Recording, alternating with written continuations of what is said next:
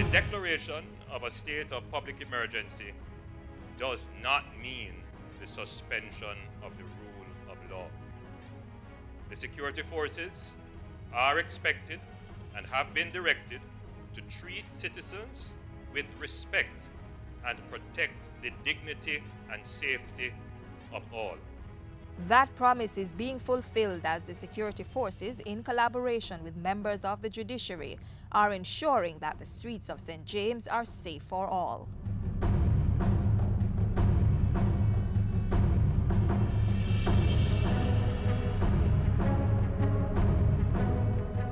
Armed forces parading the streets, spot checks here and there.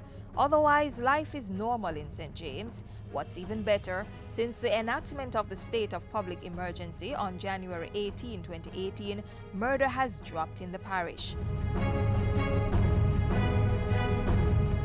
Montegonians just want peace. And they're getting that as security personnel blanket the streets of the city and wider parish. Of course I feel safer. I can walk out and know, say, oh, I have my pocketbook. I'm not going to get jacked for what's little bit I have in my pocketbook. At least I know that leaving from Hanover coming to Montego Bay, I'm coming to somewhere safe and not scared and trembling and wondering if I really need to get up to come to work in the morning. I'm not scared because it's safe. We have a lot of police here and military, you know. We see everything here. It's not dangerous. I never see more military here than we see in Canada. Coming to Jamaica is good. The more than 700 justices of the peace in St. James are also playing a key role in this process. As a justice of the peace, our role and function is to ensure that persons are not held unnecessarily without a charge being laid against them. As it relates to the detainees, our responsibility is to make sure that all the rights that are afforded or accorded to them under the Constitution is upheld during the process of the investigation or the processes that they go through when they're detained by the police for whatever reasons. Our responsibility is to, like I said, and I can't emphasize anymore, to not to rubber stamp what the police is doing, not to interfere with what the police is doing, but to ensure that all the rights that we were taught and trained to look out for under the conditions that they are held, the rules that govern questioning and answering sessions, all of that.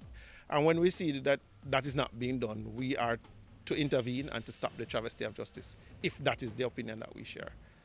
Normally, two persons would be accompanied to a Q&A or one of those sessions to pretty much give a second opinion or two, and our senior justice would be present with a junior justice to ensure that the rights of the citizens is observed. There are books, there are records that we go and we check. We check the book to see if somebody is being held unduly without being charged.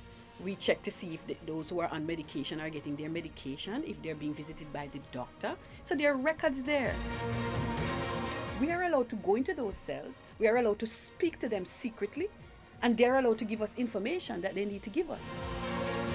From report from the police is the cooperation of the citizens is very visible. I've heard comments. The business community is fully on board with this action by the government. The security forces, the school, community, businesses, and the general public working together to ensure St. James returns to the days of peace beyond the date of the state of public emergency, which has been extended to May 2, 2018.